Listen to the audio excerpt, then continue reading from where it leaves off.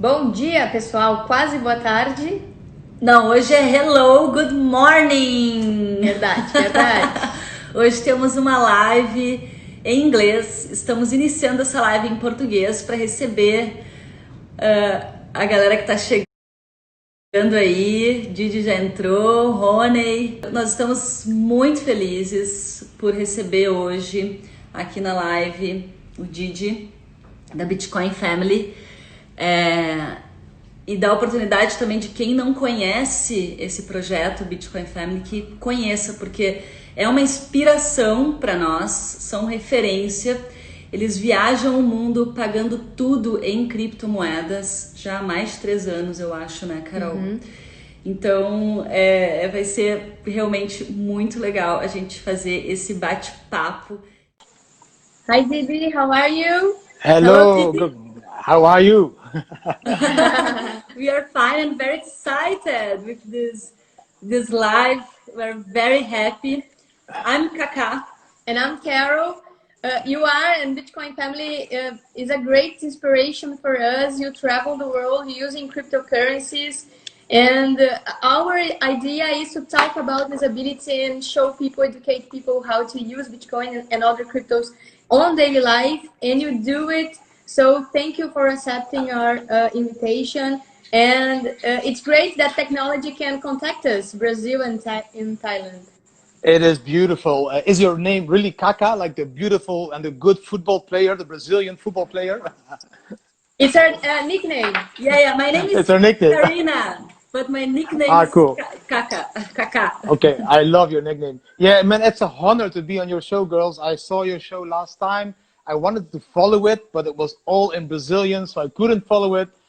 So I'm really happy you reached out to us, and it's amazing that this beautiful technology can connect us indeed from Brazil to Thailand to anywhere else in the world. Yeah, Bitcoin is borderless, so why not? As you can see, my Bitcoin shirt is also borderless. Yes. Oh, Beautiful, nice. beautiful. Didi, tell us how you became a Bitcoiner and how the idea of Bitcoin Family started. Ooh, that's a very long story. It all started in 2013 when I was still having this beautiful company. And in this company, I got a guy from school, and he needed to do his practice in my company. And he told me about Bitcoin. And he was like, oh, it's going to change the world. It's going to be a revolution. And we are going to kill the banks and blah, blah, blah. And I was like, what? Tell me more. So he told me more and more and more. And I ended up started to mining Bitcoins in 2013. And in 2014, we got a huge crash, of course. And at that point, I was like being afraid. So I need to break even with my investment, sell some Bitcoin, sell my mining rigs. And then I got the sad news that my father became sick. And so he was diagnosed with cancer. He got sick for a year. So 2015, I solely spent time with my parents and my father at his home. And then in 2016, January, he died. That was the moment for me. I understood I needed to change life. Life was not about just accumulating wealth and becoming rich and all that stuff, but life is about living and becoming happy. And so at the end of this year, I started traveling. And during these travels, my friends started calling me, Didi, do you still have your Bitcoins and your Dogecoins? Because I mined a lot of them. And I'm like, man, I'm on the beach in Bali. I don't want to see the Bitcoins, but please check them. They are going up in value. And so I started to check the Bitcoins again and started to read the forums, and I saw the community growing. And I was so happy with this traveling lifestyle, just with some backpacks and with my wife and my kids and not having all the luxury stuff, that I asked my wife, shall we go all in? Shall we sell our house, our cars, our motorbike, our kids' toys, my clothes, my fancy shoes, my everything, just sell it and just put everything in Bitcoin and see what happens. And that is exactly what we did. A lot of things happened since. I'm going to try to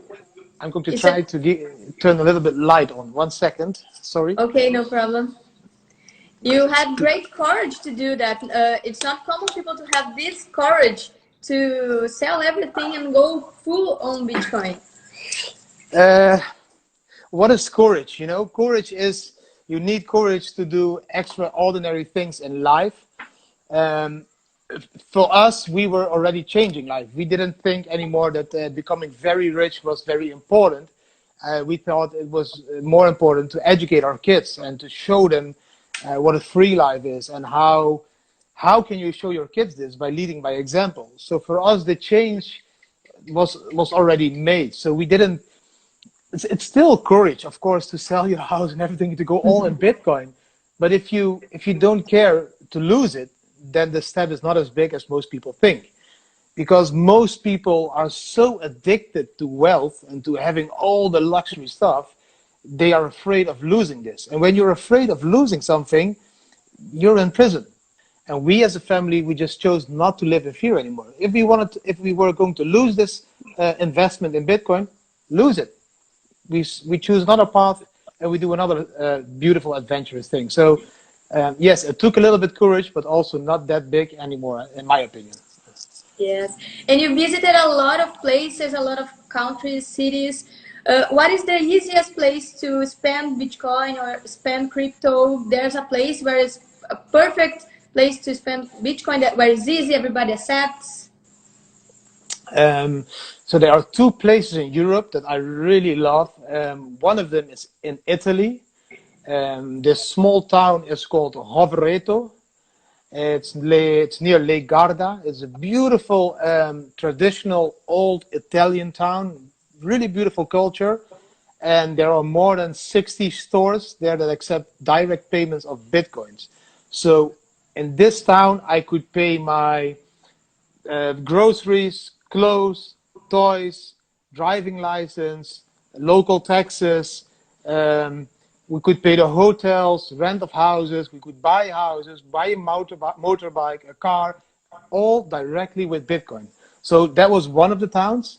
And then there is another city which is called Bitcoin City. That one is in Ljubljana. It's in Slovenia. And in Bitcoin City, there are more than 400 stores accepting direct payment.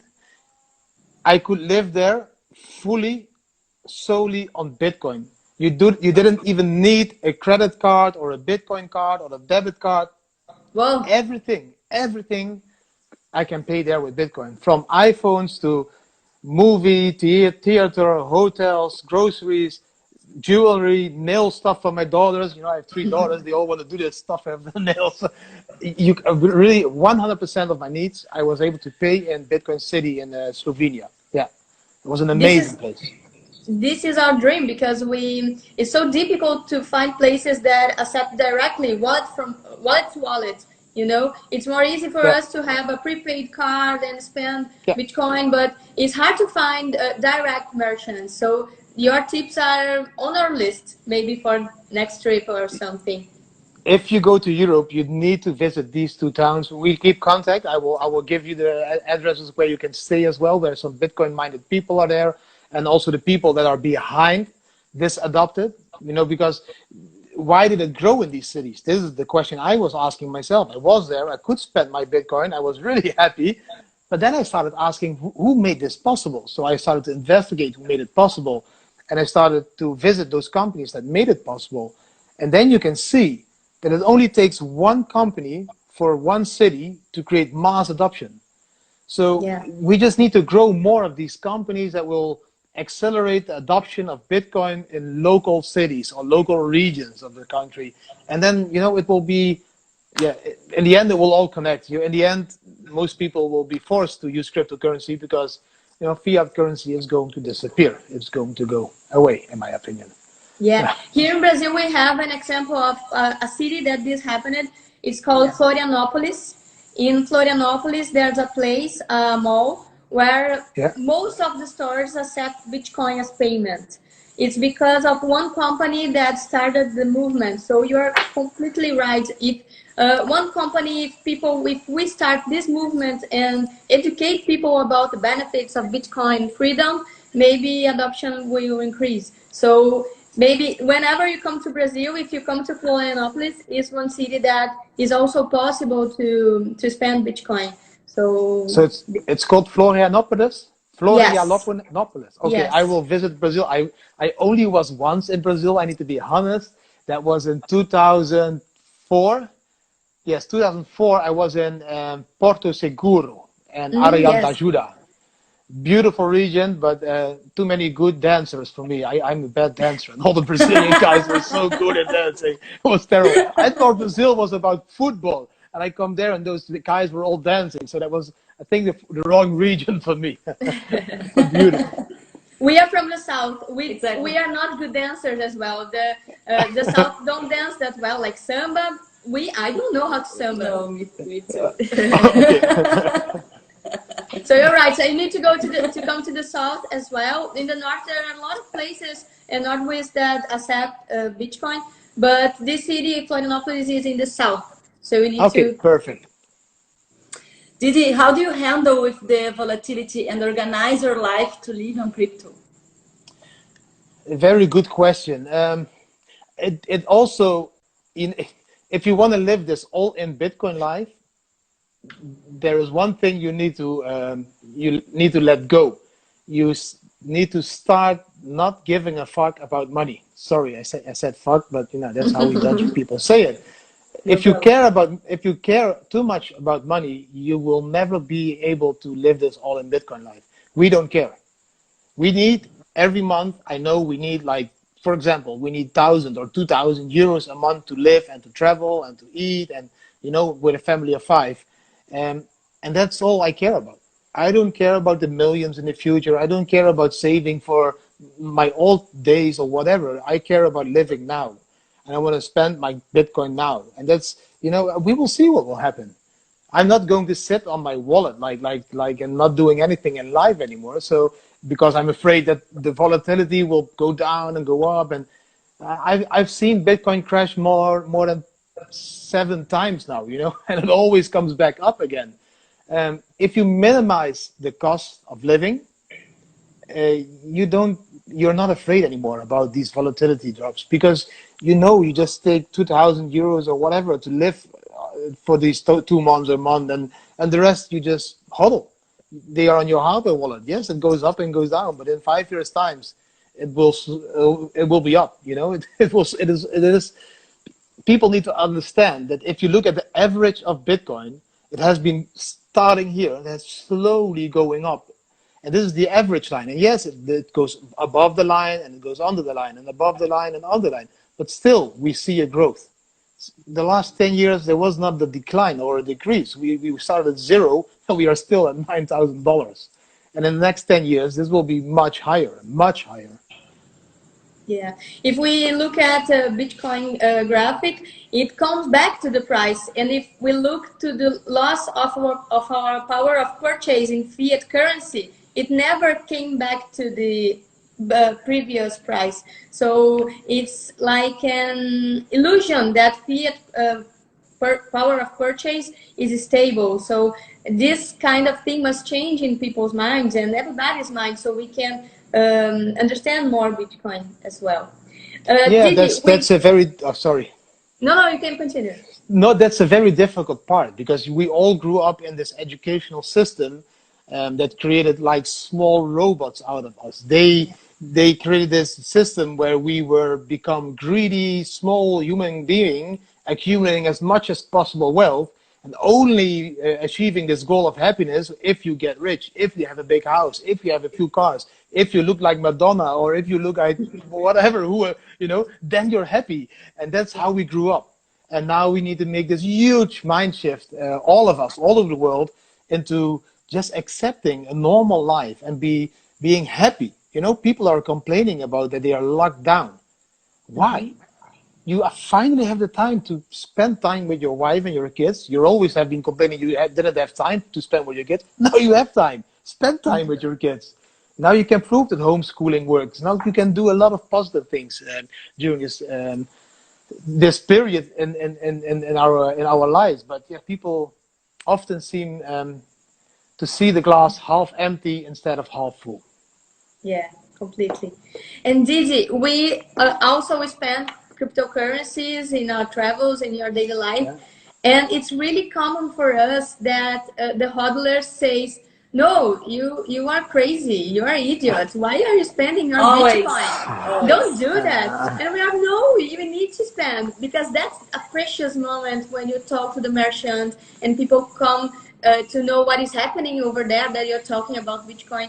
Do you agree that it's only a currency for hodling or just for spending or both? Do you also suffer this kind of judgments? I think we are, yeah, of course. I have the same judgments. People just don't seem to understand. And I can explain completely why they don't understand. But if you ask me what I think cryptocurrency is there to become a new peer-to-peer cash. You know, I think fiat in the physical way, the notes we have, this is going to disappear. And that means that the only way we can spend money in the future is through our banking system. And we have seen in the past, we have seen in Greece, we have seen in Cyprus, we've seen in Venezuela, that if there is only the banking system that you can trust on, this can also mean that you're living in a control state. You know, they can push the button, they can freeze your account, and you're poor. Even if you have $1 million, if they push the button and they freeze your account, you're poor. And that's why we need a new form of cash. And this new form of cash is peer-to-peer cash. And I believe Bitcoin, or maybe Litecoin, or maybe any other cryptocurrency, what still needs to become, will be it. The people that will tell you they don't understand it, you spend Bitcoins, you need to hodl, it's expensive to buy stuff with Bitcoin. These are all people that are not all in. They don't understand what it is to be all in. If people tell me, Didi, why do you spend your Bitcoins on an iPhone? Man, in 5 years' time, you pay $10,000 for this iPhone. I can only answer one thing. Guys, please understand, I am all in. That means I only own crypto. So if I exchange crypto today to euro or to dollar, I lose the crypto as well. So instead of exchanging this crypto and losing this crypto because I need dollar to pay or somewhere, I'd rather spend it directly, because then I support the miners, then I support the whole crypto community, because I don't want to exchange it back to this filthy, illegal, sticky paper stuff that enslaved a lot of people all over the world. I want to support this digital peer-to-peer revolution. So any way I will spend the Bitcoins, I will always lose Bitcoins. Or I change to euro, I lose my Bitcoins, or I pay directly with Bitcoins, I lose my Bitcoins. I don't understand that people ask these questions. I think it's only because they don't know what it is to be all in.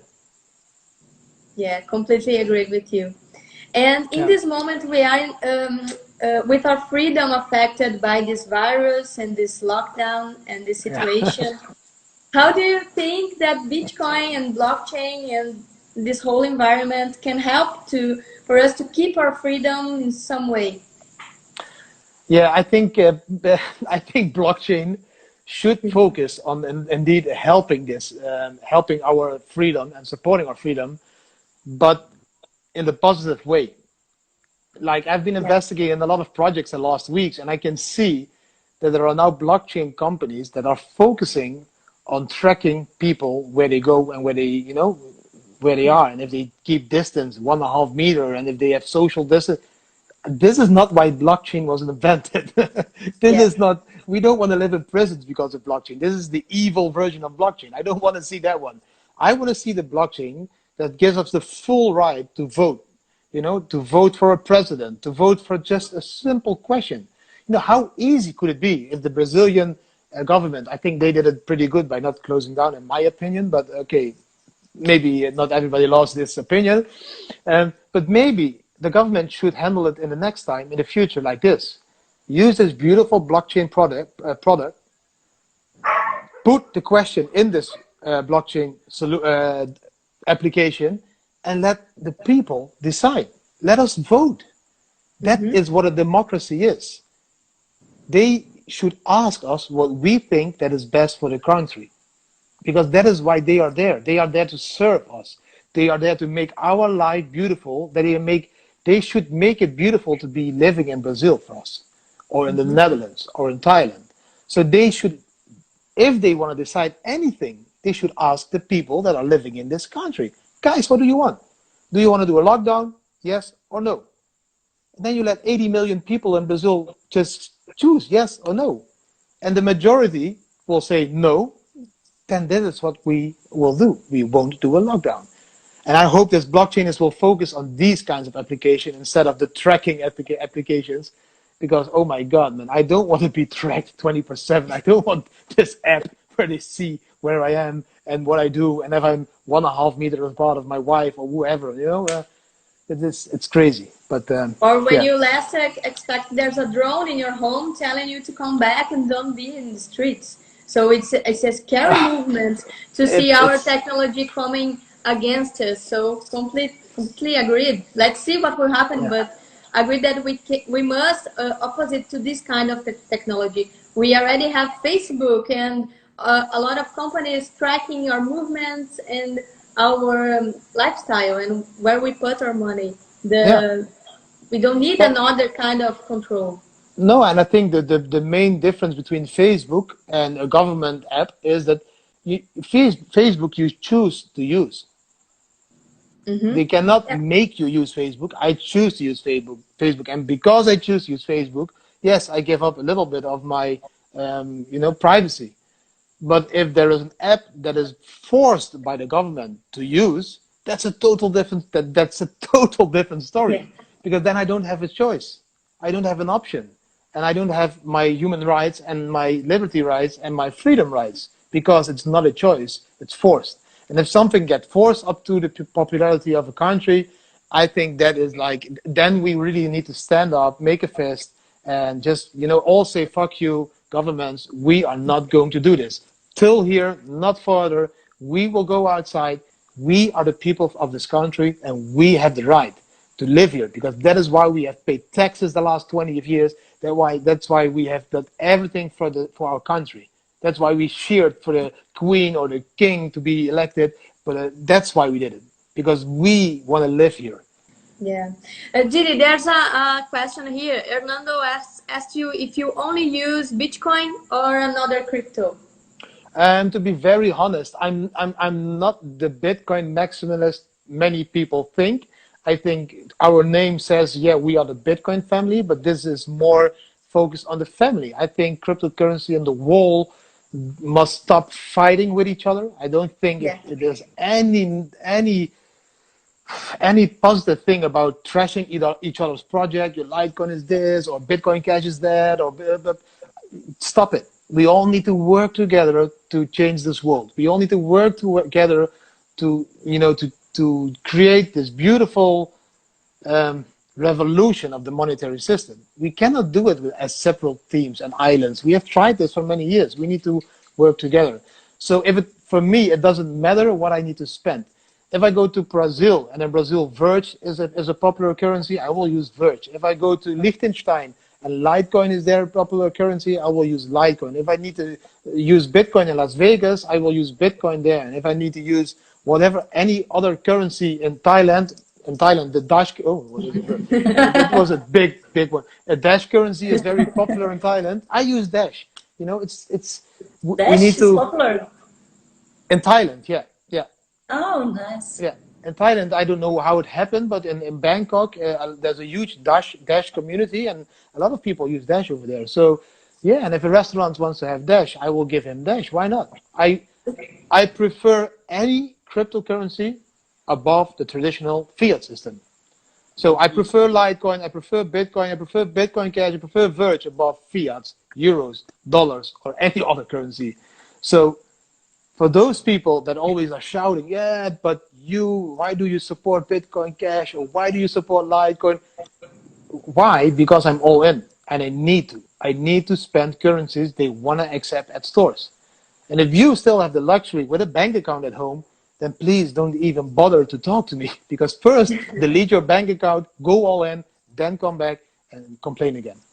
Sorry. Here in Latin America, Venezuela, Dash is really common as well, and Colombia, because of the community. The community is really strong. The Dash community is really strong. So it's good to observe how the power we have, the community power, because if we can make a country, merchants, city, a neighborhood to accept one crypto or a lot of cryptos, what we can do with Bitcoin and other projects. So that's a great point of view.